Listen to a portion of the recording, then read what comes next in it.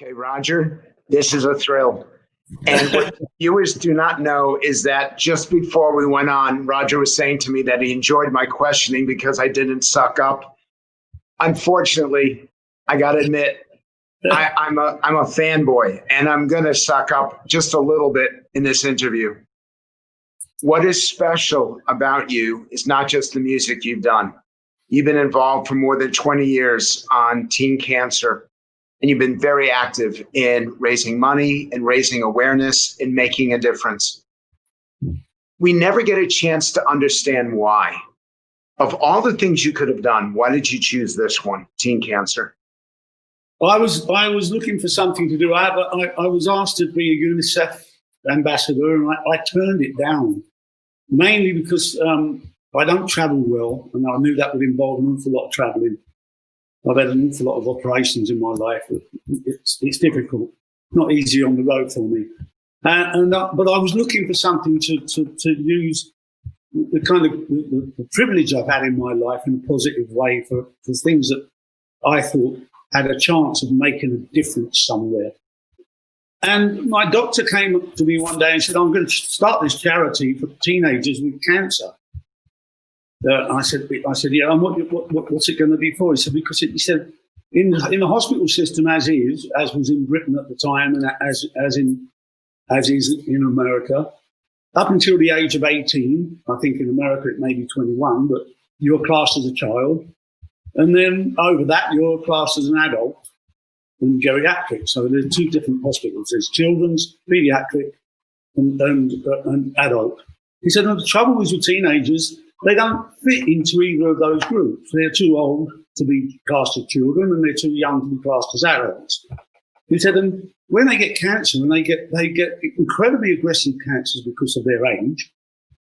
He said, when they do get cancer, he said, and they suffer for some of the rarest cancers there are around, and particularly aggressive, really bad bone cancers and all sorts of nasties. He said, they can sometimes wake up and they're next to 2-year-olds, or even worse, if they're 20, 21 and over, they could wake up next to an old fart like me, which is neither good for me, because I wouldn't want to be next to a teenager, although I prefer that to a 2-year-old, and neither good for the children, and certainly not good for the teenagers. They become isolated. They turn inwards. And the worst thing you can do with, as we're finding out now, and more people are jumping on the mental health angle of the success of medication, is that certainly we can't prove the improvement that we give to a teenager with cancer by being amongst their peers, but we do know that a mentally happy patient will have a much better chance of recovery than someone who's miserable and isolated.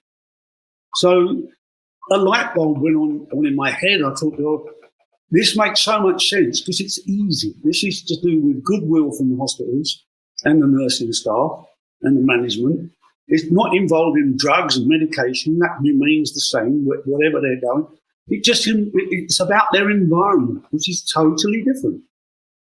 Up until 1947, perhaps, you could say, well, teenagers didn't kind of exist. You went to school, you were a child, and then you went out to work straight away. I was out to work on my 15th birthday, That's how life was then. But today, there's no excuse for it. Whole huge sections of our economy are angled towards this age group. But they're in the hospital system. Children have nurseries, teddy bears, clowns, rainbows on the wall, everything. Adults have TV lounges, all those comfortable things that they need, libraries.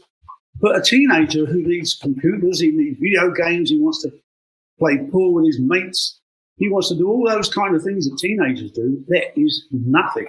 Until we came along, they're worth nothing at all.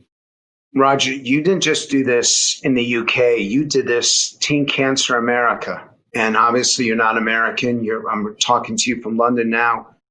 What was so important that you wanted to have an impact here in the States? I'm curious. Well, I became a patron way back when it started in kind of loose patron in 1990. So it's 30 years ago. And it was only in the year 2000, I started to really get heavily involved because we were fundraising quite well. We had 6 hospitals, but the wards were given to us to decorate and furnish and make it comfortable for teenagers. And then our system changed over here, and they were going to take 2 of our hospitals away because they were going to demolish them. And they said to us, if you want to carry on doing this, you have to now pay for your space in the hospital to be built. And if you want to go forward, that's going to be the way it's going to be. We're not going to give you anything anymore. You've got to, if you want it, you've got to put it in there, and you've got to do it all by charity. So I thought, well, I really need to be there for this group, because without this group of people, the music business, as we know it, would not exist. If they hadn't have supported us when we were young, that age, we were virtually that age, but with their support, I've had the life I've had. And the music business has become what it is, thanks still to the support of that age group. So if there's one charity that needs, to be the flagship for the music business, it's adolescent and young adult cancer. It really is. So I did it until 2012, when I was banging on doors in America trying to get people to listen. But as you said, I'm not American. I was trying to get doctors to listen, but the medical people all got it. 100% understood it. The professionals have been trying for years to get the hospitals to understand it. But, the hospitals are businesses. It's not easy because you're asking for a little bit more, and you are asking for cooperation and goodwill. So anyway, but I just got very lucky. I was doing another charity for an autism charity at UCLA, a program for autism they got there. And I happened to meet the head of the hospital. And I managed to get, and his name is David Feinberg. He's now head of Google Health, which is an amazing guy. And I managed to actually get down and talk to him for about 45 minutes. I told him this whole thing. I'm so passionate, why I'm so passionate about it, and why it's so important, and the fact that the US, America, had nothing like it. They were still on the divide. It's not to say that the adolescents and young adults didn't have probably better medication in America, but their social psychological situation was far worse than it was in Britain. So he listened to me, and at the end of the conversation, but much to my surprise, he said, I totally get this. He said, and I'm going to send a team to England to see what you do. And he did that. Within 3 months, a team from UCLA, they came to England. We showed them what we were doing. We showed them the kind of the facilities we were providing. And again, like I say, I must stress that we do not do medicine. We just do the environment. We do some specialised nursing support, things like that. His team came back and they said, look, this is the gold standard. We're way behind the curve here. We've got to have this. And thanks to David's sway with the hospital, he gave us the chance to put our first small space at UCLA. And that got the whole thing started. And we started in 2012. In 18 years, we've now got something like, we're working in partnership with something like 42, maybe even more hospitals.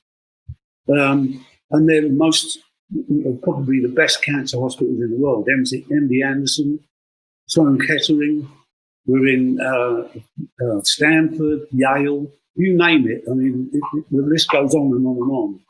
And in that time, the WHO and our friends, people like Dave Grohl, Eddie Vedder, and American people, also Robert Plant. We also had Van Morrison. Last year we had Pink.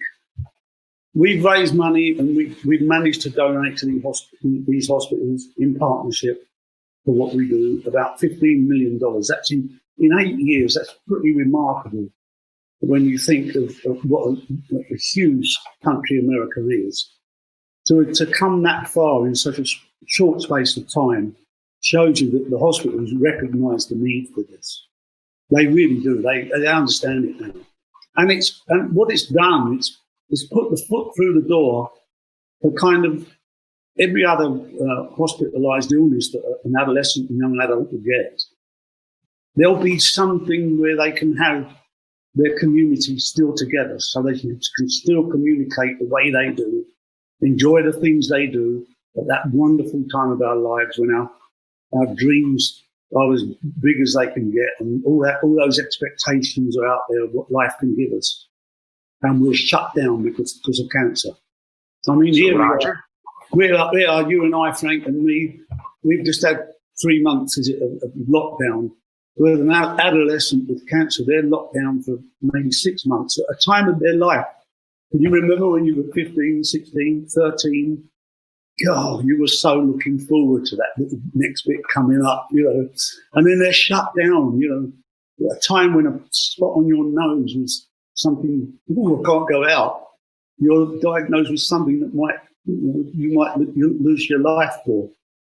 Certainly you're going to lose your hair most of the time. Not that they worry about that. They all shave their heads in support, Well, Roger, there's a gentleman, and we're trying to find him right now, who is the ranking member of the Foreign Relations Committee and who was the committee chairman for, and I'm trying to invite him right now, who's got a question for you.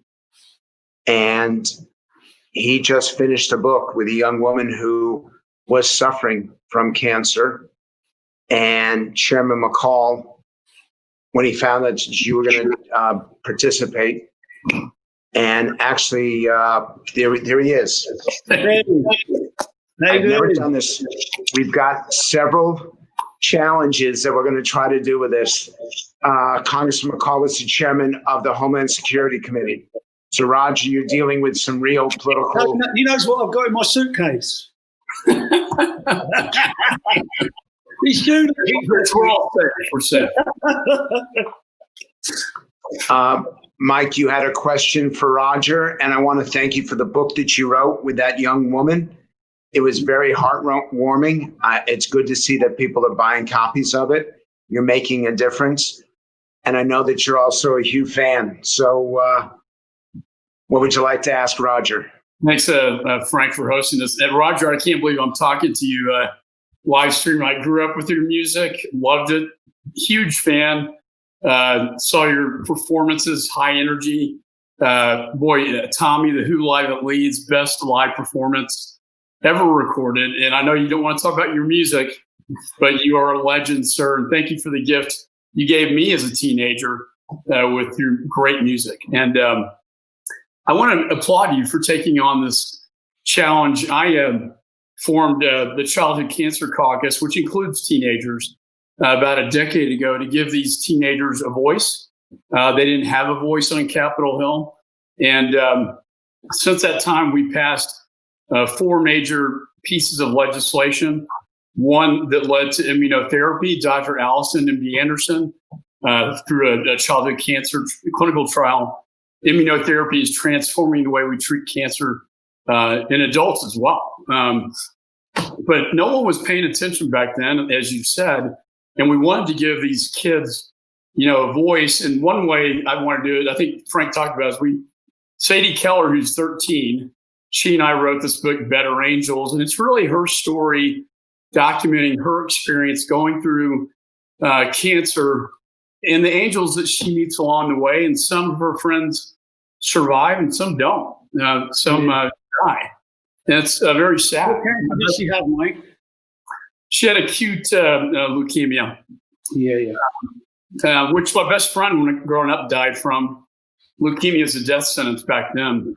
Sadie and I went to Botswana and we took this message with Texas Children's over there, where they have an initiative. I passed a bill in Congress on this one as well, to help these kids and teenagers that have a 90% mortality rate in Africa. And so, okay, so what's the question is, you're a politician. Roger is my music hero. I'm prepared to have you audit me. I'm prepared to have you throw me in jail. What's your question? Because I want to hear from Roger.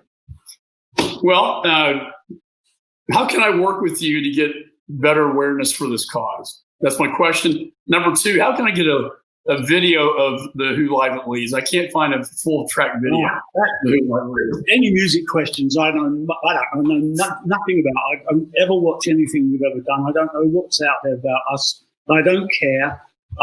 What I do on stage happens on the night, and if you're there and it's videoed and someone watches it, if it's out there, I make no comment about it. It's as good as I could do at the time. Sometimes it's good, sometimes it's crap. What can you do to help us? We are desperately looking for corporate sponsorship, especially from the big corporations that really rely on this age group. They deserve to be there for them a little bit more. This is not huge bucks. $100 million would fix most of America for the next sort of 3 years, more than that, 5 years. And then we just have to maintain what we have. It's not huge bucks, but we've done everything we've got at the moment, which, like I say, we're working in partnership with 42 hospitals. It's all off the back of a few musicians. So if we could get some corporate people in there that say, we recognize this corporate, this is where we earn our profits, which is where they should be. This is corporate responsibility at the lowest or the highest level, really, not the lowest, the highest level that they should have, because it's to build a better society for everybody, where it's more inclusive. Then we'll get this job done. So that's where you can help us, because you're in Congress. You get to meet those people who are all looking for favors off you. Or, they're all sucking up to you, as you know. So, hold your hand up. Say, well, you start to put your money where your mouth is. Support the community, the world that you want to build. I like that. I'd love to work with you on that.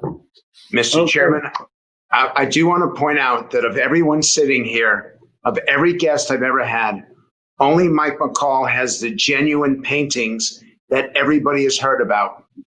So if you all want to create... his head's in the way is the problem. Move over. Say, there you go. Wow. Is that the genuine article? Yes. Well, you had a tough life. It's actually a cheap version.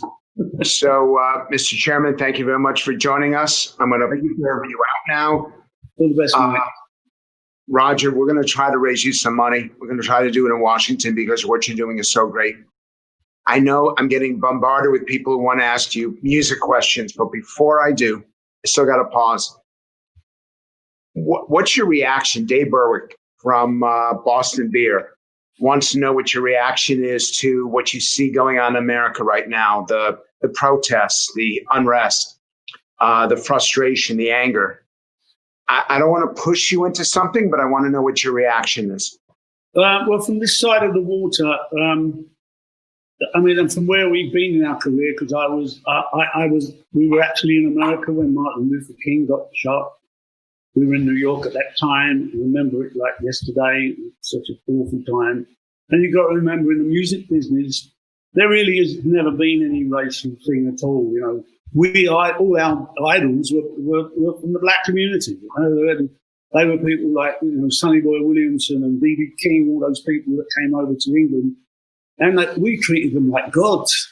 We couldn't believe it. We looked at So I look on it now as incredibly sad, and my main frustration is that the politics is there's no one pulling you together. It's all so divisive, and it's horrible. It's truly horrible to watch it. It's so ungracious, and it's so unlike what America is capable of. You're really good-hearted people generally. I mean, what happened in Wisconsin is absolutely appalling. I think, personally, it's a direct result of your gun culture, the fear that instills in anyone trying to enforce any law that attack you. You might get shot. If you went back to muskets when you got your amendment passed, in your right, whatever you call it, I don't know what you call it. But if you went back to muskets, it would give you time to maybe reconsider shooting a guy or doing whatever you want to do. that causes all this flare up. It is so sad. It is so sad to see and no one pulling you together. It's so divisive. It's frightening, to be honest. So as someone who has been a social commentator through the songs that you've sung and the performances you've made, do you see this, what's happening in America? And I saw the riots. There were protests in Britain as well, and there's vandalism in Britain as well, and there's fighting with the police as well. Once it takes to the streets, it's so easy for it all.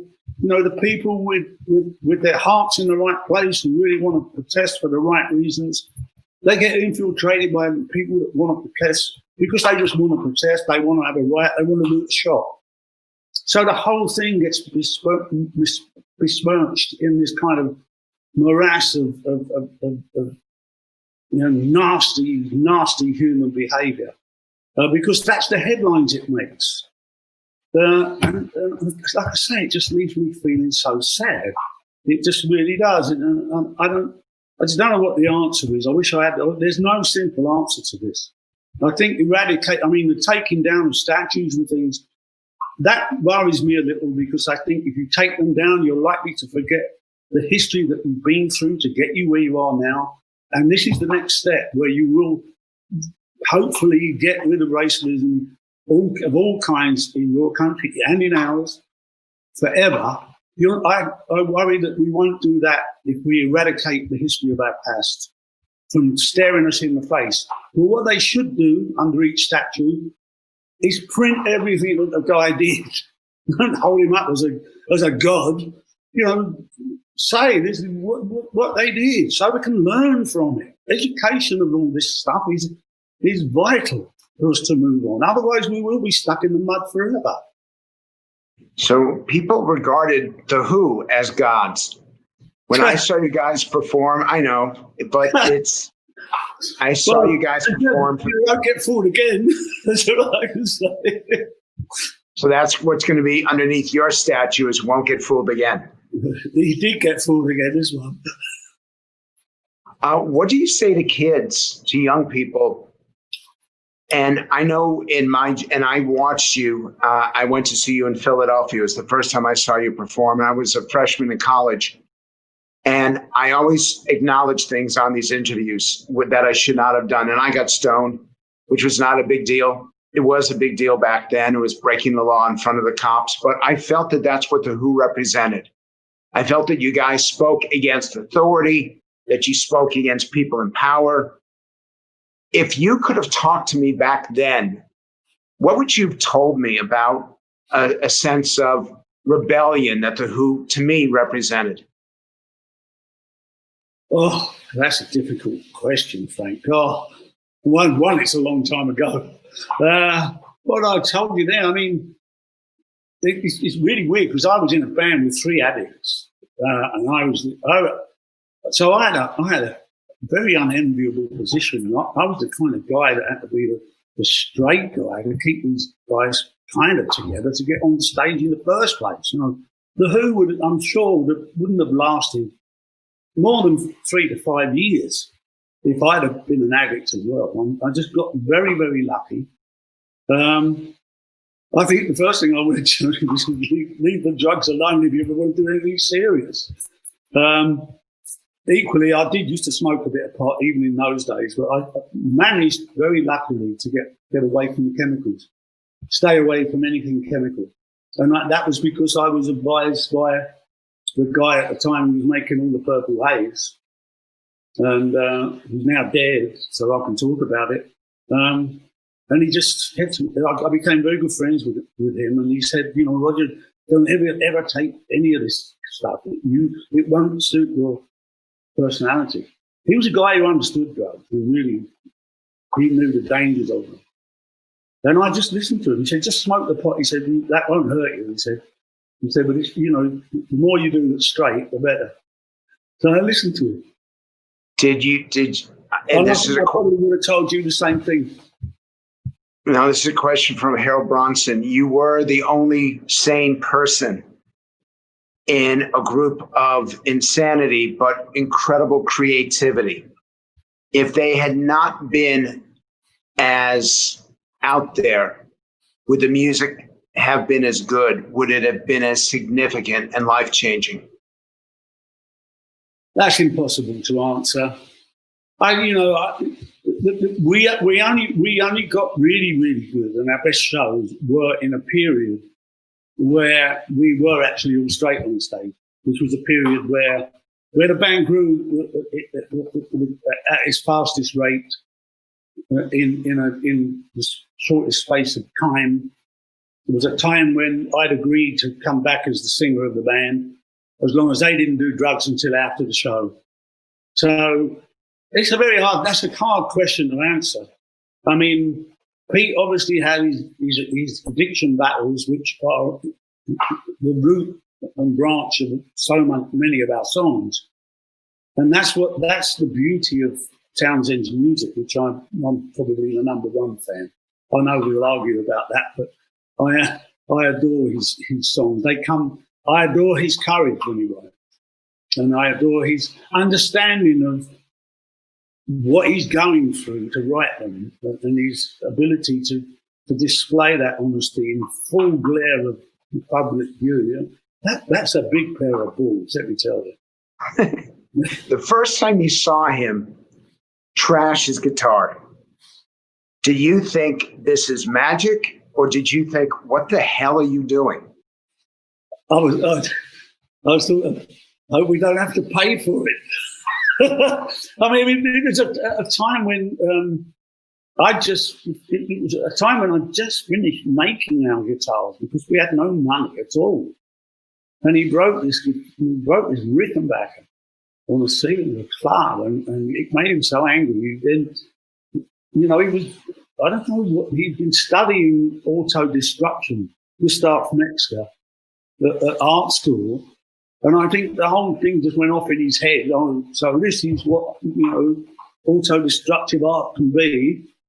A bit like the Johnny Depp trial at the moment. You want to see trashing? I'll show him trashing.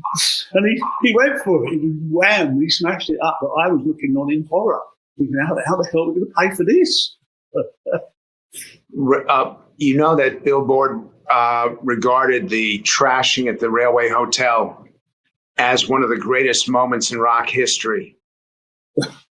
If you guys had self-control, I don't know, you would have been as big as you were. I knew as a kid, I knew as an 8 or 9-year-old that driving your cars into swimming pools and wrecking hotel suites was uniquely and specially you.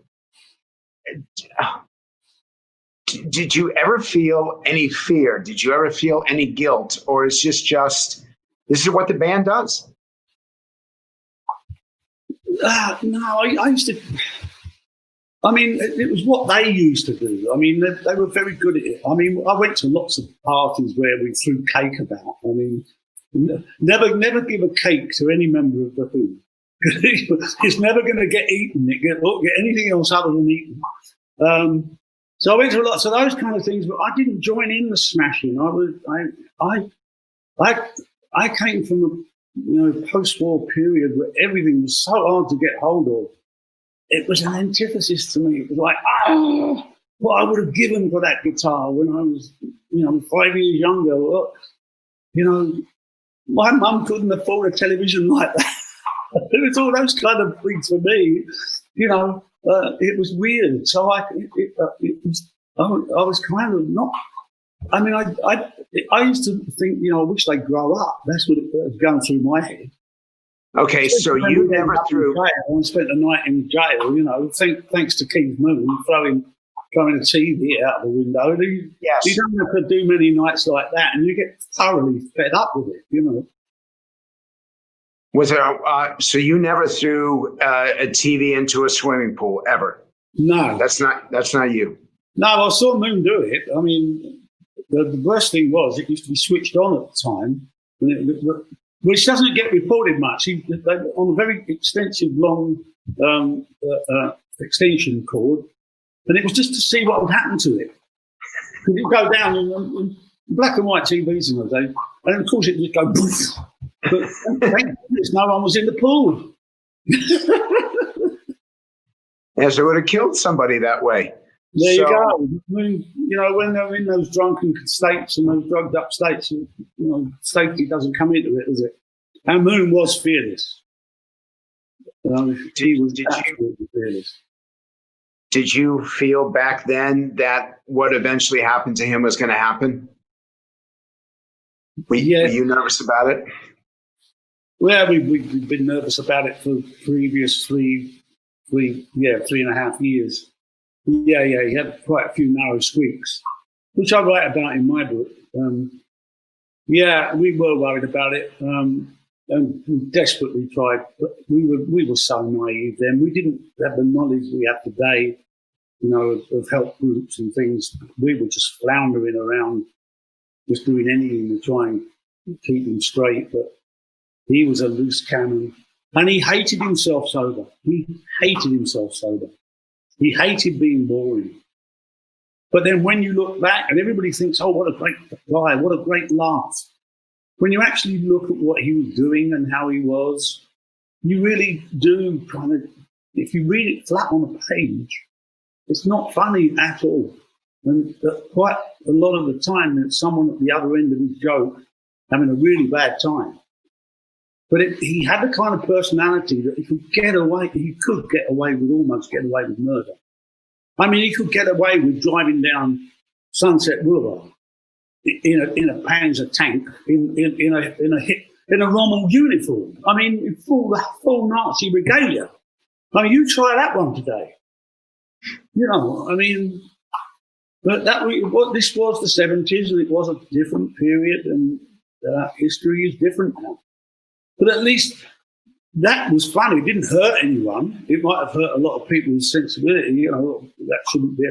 But that was in the time of Mel Brooks, who was teaching people to finally laugh about things that were horrendous, because what else do you do? There's no other, if you, like he said, the best way of attacking it is to humorize it. Mel Brooks was genius, absolute genius at doing that. And Moon was a good second. So I want to do music now. To me, the greatest song that you ever performed was Love, Reign Over Me. Right, it's not over me. It's not over me, Frank. Over me. Oh. I can't, my voice can't do it. Oh, it's all right. It's old English. By the way, just so you can see, I actually spelled it correctly. How the hell did you hit that note? I wanted it to be primal, because when Pete wrote that song, he wrote it as a very soft, gentle kind of love song, and it was about lovers laying in a field. Love like Rain on Me it's about sex, But I felt that final chorus had to be the orgasm of the song. So that's where I went. And that was the note. As you were rehearsing it, was that actually written into the song originally? Rehearse it? What do you mean rehearse?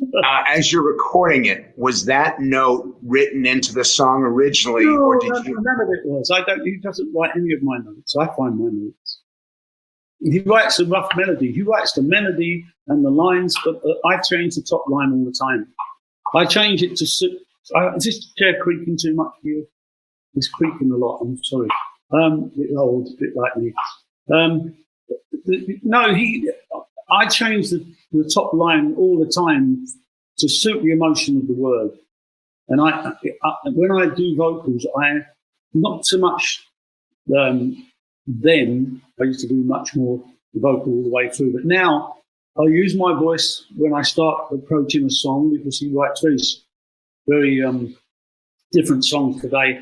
I approach the backing track as a blank canvas, and I'm an artist with a voice as a palette, like an artist has colours on his palette. And I use my voice, and I try and listen to where I'm putting words to the note.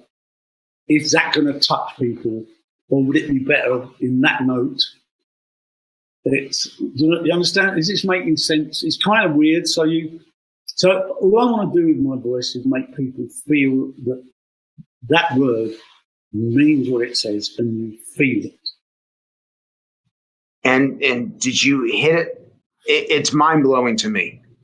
And to see you do it in concert, that's when I would stand up. That's when I would really cheer. And your voice has held on for so long. When you first recorded that song, did you hit that note the first time? Yeah, it was just one take. We'd done it a few times. We did quite a few versions of it. And then I just listened. And I thought, well, let's just give it one last shot and really just go. I think it's, what is it, I think it's a high E or something. It's high anyway. I do know that. And I just squeezed it out, and I wanted to make it primal. It's very much like the scream on Won't Get Fooled Again. It's primal. It's that thing that we all have burning inside us that drives us forward. And again, it's the orgasm at the end of a really good fuck. I'm glad that this is not on national television right now. Well, there you go. I mean, you either have it described as the art form it is, or you run away from it. What do you do? No, this is what I appreciate. You're not just a singer; you're also a performer. And I'm curious, as you're winding the mic up, and I used to see the mic would get further and further away from you and higher as you're twirling it around. Did you ever hit anyone as you were doing that? Only one person. Once we were supporting Chuck Berry at the Royal Albert Hall in 1969. We were doing Tommy, and there were a load of Teddy Boys, Chuck Berry fans down the front who didn't really take to Pete Townsend music. They wanted Chuck Berry, they wanted Johnny B. Good and all that stuff. And a guy threw something at me. I saw him that he was stuck in a group right down the front, all shouting and screaming, "Get off," and rubbish and all this stuff. And I saw him his arm just go like that. And all of a sudden I had a warm feeling coming down my face, and I put my hand up, and my hand was covered in blood. And he'd thrown something at me that had slipped my eyelid, my eyebrow here, which I found later was an old-fashioned British penny. It was about kind of this big, and he'd clipped off the edges of it to make them sharp, which is what they used to do. And he'd thrown that, and it just hit my eye. But anyway, he was in the middle of this group of Teds all going, "Get off, rubbish, man, Chuck Berry," and he couldn't get out. So I just pointed my finger at him, and while I let the mic bigger and bigger and bigger. And it felt like I did it for literally 2 minutes, but it was probably 30 seconds, or maybe even 15 seconds. And then I let him have it. And because he couldn't move, I did see the change on his face when he realised that this thing was going to come for him. And got him straight on the conch. And what did he do? They all ran away. I mean, the whole lot of them ran away. I mean, it was so stupid in those days because we were a mod band, and people used this is the age of mods and rockers, and these Teds used to hate mods, anything to do with mods. Then of course they'd come and try and disrupt the concert, and they'd start screaming and shouting. But you know the rules of battle: always occupy the high ground, which is the stage. They didn't have a chance. There's another song that I thought was so significant. John Entwistle's solo in My Generation. A lot of critics have said that is the best bass riff of all time. Am I missing something? Is there another song that you particularly like? I think all John's bass playing was groundbreaking at the time when you listen to him. He was the first really melodic electric bass player that was out there. He was a genius on the bass. He really was. If you listen to bass lines going on behind so many songs, they are truly magnificent. You know, I like them all. There's not one I don't like. You've got a number of people who are on your rock and roll cruise. I'm being asked a lot of questions from them. Are you guys going to be able to get to do it again next year? Like when you get to start touring? Well, we haven't cancelled. We're determined not to cancel because our fans have stood by us with not asking for refunds. We're postponed at the moment, and we're just waiting for the go-ahead to be able to do it. We're not going to run away from this. As soon as we're allowed out there, we'll be out there. Will I be doing another rock and roll cruise? I hope so. I love those things. I think it's a great chance to meet real fans. They're really good fun, a lot of good music. And they do, and it's for Native American heritage. So it's a really good cause. Those things are done for. They really take care of the bands. They employ an awful lot of musicians. It's a really good thing, and we'll be back. They're not going away, that's for sure. They do too good a job. I'm curious about the Who logo, the American flag. It's one of the reasons why I wore this shirt. It was the closest thing I had to it. And I'm actually, the kicks I've got now, I was going to bring the American flag, but instead I chose these, which is the whole world. This is a map of the world. You can see the UK. It's just there with the laces. That little lace hole. Yes. Was it because of pride? Was it because of patriotism, or you just like the look of it? What are you talking about? What the logo of the Who? You surrounded yourself with Union Jacks on the cover of The Kids Are All Right. It was to do with pop art. It simply came from that. It just came from that. It was all those things. But yeah, we were always proud of Britain, and you've got to remember this was the 60s where we were. In America, you did have Bob Dylan, so you had that great thing going for you. But you also were in the period of the Bobbies, as I call it, the Bobby V's, and there was certainly some awful music coming out. And then the Beatles hit, and of course it changed the world. So we were very proud of that. But everybody's dream from the post-war generation or the wartime generation, which I was to make it big in America. That was our goal. And when we first went over there, our goal was we were determined to make it in America.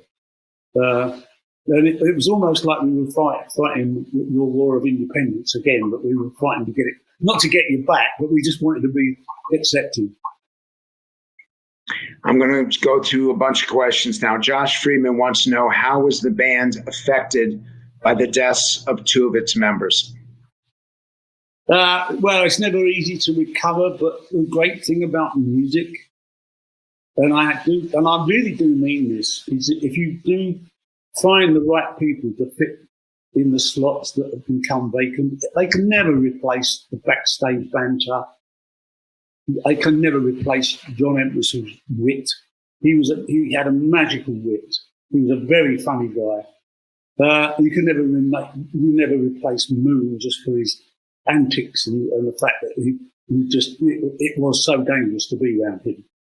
But equally, you can kind of get someone that can basically play what they played. And once someone plays the drums like Keith Moon, like Zach Starkey certainly does, not quite like Keith, but enough like Keith with the Who, Moon comes alive for me up front. Because you've got to remember the place I occupy on the stage, I'm completely alone. I don't see the band; they're behind me. It's a weird space. So as soon as I hear that music come, and it's not exactly like Moon, and there's certainly not the jokey interruptions that Moon used to do, which were always hysterical. But the music carries it through, and it's the same with John. It's the same with the bass player. The bass player we got now, a guy called John Button, he actually does play every line that John played. I said to him when he joined, because he replaced Pino Palladino, who of course has his own style, very much his own style. He's great. He's probably the best bass player in the world. But I said to John when he joined us, because Pino left to go and work with John Legend, I said, maybe what you should just do is to acknowledge that what John played with the Who is intrinsic to what we play on stage and copy it. And that's what he does. He plays it note for note. He's every bit, I don't know what he would create if we played new stuff. It certainly wouldn't be John Entwistle, but he's a great bass player. And again, when he plays it live on stage, John is alive. John's back with me. Because I didn't used to see him anyway. I've got another question from Ingrid, who talks about, she's a professor that I taught with at Semester at Sea, which I encourage everyone who's watching this to inquire about. It's the most amazing teaching program. And she wants to know the power of music is significant, and it helped bring about the end of apartheid in South Africa. Music mattered so much in the reform movements, both in the UK and in the US in the 1960s, but it doesn't seem to be as significant today in the protests. What could be done to engage artists like yourself to write the songs that promote the change that people are looking for? That's a difficult question. That is, I mean, in our younger days, music was all we had. We didn't have all the other diversions of social media and computers, all that stuff. So there was only music, and the grapevine of music was every bit as powerful as Facebook. And how quickly things used to go around about the music business in those days was astonishing. So I don't know how you do it today, because there are so many other diversions. And of course, because of some of the social media platforms, the rule of the mob, it's not quite the same as the contact you have through being at a musical show where something is going on between people that is you can only get it from human contact. You can't get it down this line that we're on now. So I don't know. It's an extremely difficult challenge, and I don't know whether anyone will actually do it now, because I don't think music is probably even a quarter as much important now as it used to be. It's become like almost all of it now is kind of music in a way, isn't it? Is there any advice? Sadly, apart from the grime and the rap and those guys, but that's in itself now falling into the same trap. It can't seem to find a way to move forward and pull together rather than push apart. By the way, we have a gentleman named Denny who's watching this, and I'm trying to bring you into the chat and you're not responding to me. So if you're paying attention right now, take a look and come join us. What was it like for you? And people want to know experiences that you've gone through when the Who stopped touring as often as it did. And I was at the concerts. And by the way, I should have thanked you at the very beginning. The only concert I've ever cried at was the concert at 9/11. And I was, half the time I was cheering and half the time I was crying, because they would bring someone up who lost their father. They would bring women up whose husbands were killed. They would bring up parents who had lost their children, and you guys came over and performed. And we were so grateful. And I also saw you at Live Aid, and that was the first time you guys had performed together in a long, long time. But there are now periods when you haven't performed. Does it become part of who you are and how you see yourself that you look forward to those times when you guys come back together as a band, go back out on the road? It's significant for us. Is it significant for you too? It's everything to me. And this lockdown and the cancellation or the postponement of the 2 tours we were going to do up until this time this year has shown me how much it means to me. I mean, I've said for a long time, I'm never more complete than when I'm on stage singing with the Who. Never more complete, never more comfortable in myself. And this has shown me, and I spoke to Pete about it the other week, and I think he kind of feels the same way. There's something about this lockdown has been very good for us to make us appreciate those little things that we haven't considered before. Because now we might never go back to work. In the present situation, as we see it today, I mean, it might all change in 3 months. I'm sure it will. We're all hoping it will. But, our age, we might never go back. And then it becomes terrifying. Then you go, well, boy, I just want to do that more than anything else in the world. Eric asked a question. You're one of the few bands that has two people stepping up to handle the lead vocals. And you guys complement each other so much. How do you work out a song like Baba O'Reilly or Bargain where you switch off? Is that done before you do the recording, or you're deciding in the studio? Barbara O'Reilly, what do you mean when you switch off? I don't quite understand the question. There are some questions that you're asking. There are some songs that you are singing that you're doing the harmonies, and sometimes he does lead, sometimes you do lead. Oh yeah, yeah. But that's not a problem. That is usually it's if you look at the song as a narrative, then it's quite obvious that that's the best way to tell it. I mean, I can sing the song all the way through, but voice change, the sound of a voice change there just makes those lines, don't cry, don't raise your eyes, on your teenage wasteland. A vocal gives it an extra power. Voice change there. So you've got someone there. Yes, do you recognize him? We got Denny Lane. Hey, Denny, how are you, boy? How are you, Rog? All right, mate, yeah. You still got your barnet, then? Hey? Still got your barnet? Yeah, it's still mine. So let me explain. Look down here, look. The wife's been at mine. Oh, yeah. How is everything? How is she? How's everything? Yeah, good, man. Good. Yeah, good.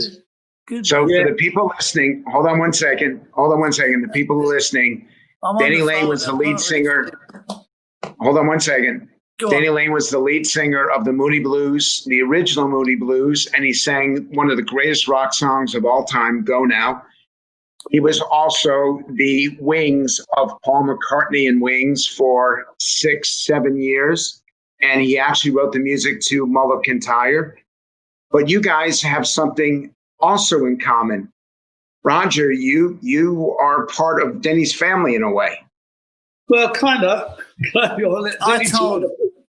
told him, Roger, that you're Damien's godfather, yeah. That's right. You remember, I just wanted to say one thing. The Who came into the Marquee Club and we were like a resident there.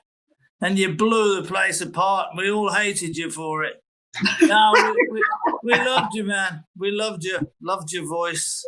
We were a bit out there, Denny, weren't we? You were. What people don't realise, well, they fail to kind of understand that England is a very small country. And in those days, London and the music scene was a very close-knit community. We were all the bands, we used to bump into each other all the time. Right. You know, and it was so much fun. And that's where the creativity came from. That was. Friendly competition, we call it. But it was. You had to be good because everybody was like pushing you along. You know what I mean? Yeah. That's great to see you, Roger. And you, mate. All right. Okay. I'll let you get on with it. Hey, if you need any help with that charity stuff, give me a shout. Okay, man, we'll do. All right, mate. Good to see you, Danny. I'm learning how to use the technology. It's a finger, Frank. Yes. Believe me, that's very, very difficult. What's the best advice? And we're going to wrap up in the next 3 or 4 minutes. What's the best advice you ever received from somebody in the music business? I think it came from a guy who was our agent at the time, the New York guy, Frank Barcelona. That's the name, isn't it? Legendary agent. And he was our agent at the time when we did the Herman's Hermits Blues Magoos tour in 1967 in America. And at the end of that tour, where I'd been literally living on a hamburger a day, trying to save money because I wanted to put a deposit on a house because I couldn't afford the rent any longer. On the flat I was renting in London, I worked out that if I moved out of London into the countryside, houses were cheap and I could afford one and have no rent. So I was desperately trying to save the deposit to put down on a house.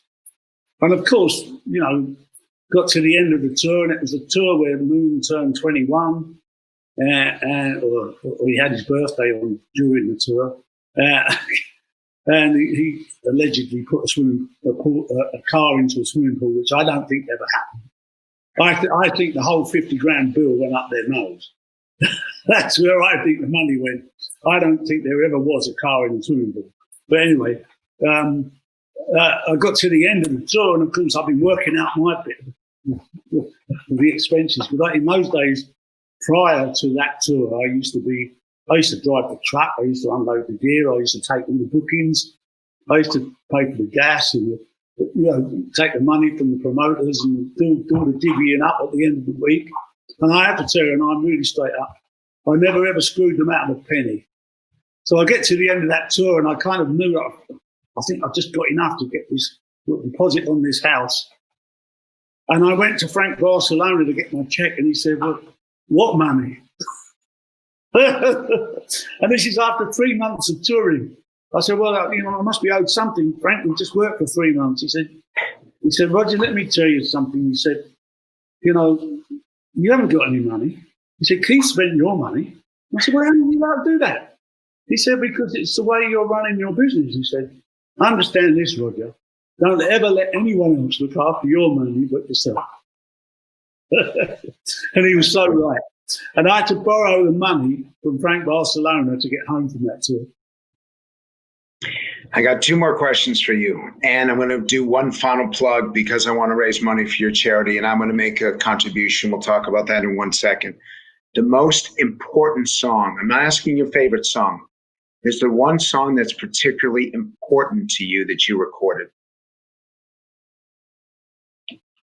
Well, important to me. That's too difficult a question. I can't. There's so many of them are really important. The one I really like, though, is a very strange song. It's a song that I recorded just by accident, and I was mucking around with a friend, just doing demos. And it really is almost a demo. And it's on my last album, which was called As Long As I Have You. And it's just a really simple folk song, really. It's a song that we're always heading home. And there's something about it that spiritually means a lot to me. And I don't know why. Like I say, it happened by accident, that song. But it's magical. Are you a happy guy? I try to be. I mean, I have my up days and my down days. But I generally am positive for the future. I'm certainly a glass half full guy. In fact, got 3/4 full. I try and understand that life can't be on the level. It's all going to be a roller coaster. I just seen the thing come up, a question from someone who just was saying they've got a small cancer charity they've started because they lost their son, and they're trying to support cancer for teenagers. I would say to all these small charities, we will achieve a lot more for teenagers if they all get behind the umbrella of Teen Cancer America. Because, all the little ones do a lot. They do an awful lot. But when you've got a big idea that can move things much further, and you do need all the help you can get, they might be better off using the work that they do in conjunction with Teen Cancer America to give it more of a point to the arrow, or the spear, to drive it through the system to get this thing done throughout America. Well, I'm going to do my advice, it was Rebecca Rothstein who gave you a call, and this is her charity as well. And Roger, and I can't thank her enough. She's wonderful. I'm grateful, and I'm going to write you a check for $10,000, but I want to match. I need people who are on this call. We had 283 people, which is the second most I've ever had do one of these calls. And by the way, you should know that we had more questions and more comments running through your interview than anything I've ever done. And I only got to a small percentage of them. But I will match up to $10,000. If anyone on this call will donate to Teen Cancer America, I'll match up to the first $10,000 because of you and because of Rebecca. And my final question to you, and the one that I've been waiting to ask, when you sing My Generation today, you're up on stage. I saw you in Las Vegas, 18 months ago. Great seats, second row, third row. What are you thinking as you're singing? It's my generation. I only sing about my generation. And I do sing at the end, if you know, in the ad-libs, when we do the ad-libs at the end, I'm saying, and we're getting in the way. I actually sing that, But I'm singing about my generation. And my generation, when I sang it at the time, people used to say, what do you mean you hope you die before you get old? And I used to say, well, it was more to do with a frame of mind than it ever was to do with age and years. I've met young people of 25 who have old thinking. This is to do with an attitude to life that still has life in it. And that, to me, is my generation. Our generation, we had so much drive. We had a world to rebuild after the Second World War.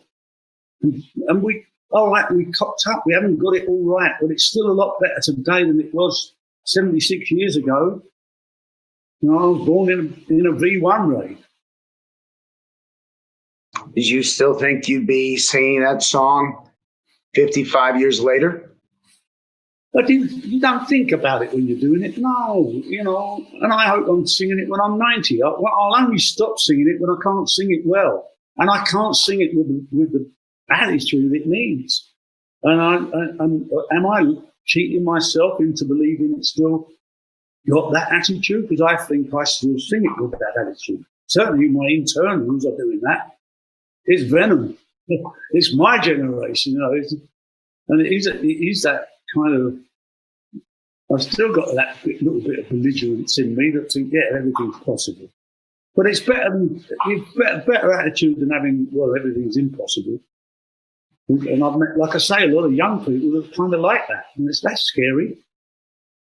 And do you still have? I promise you, this is the last one. Well, you can go on, Frank. I enjoy your company. Well, it's easy because you can just click me off at any moment. So this is the best way to do this. Won't get fooled again. When you deliver that note, that scream, that primal scream, are you feeling it or are you performing it? When I can get it right, yeah, I feel it. It's just a scream, Frank. You just have to tighten up your balls and you sing from your ass,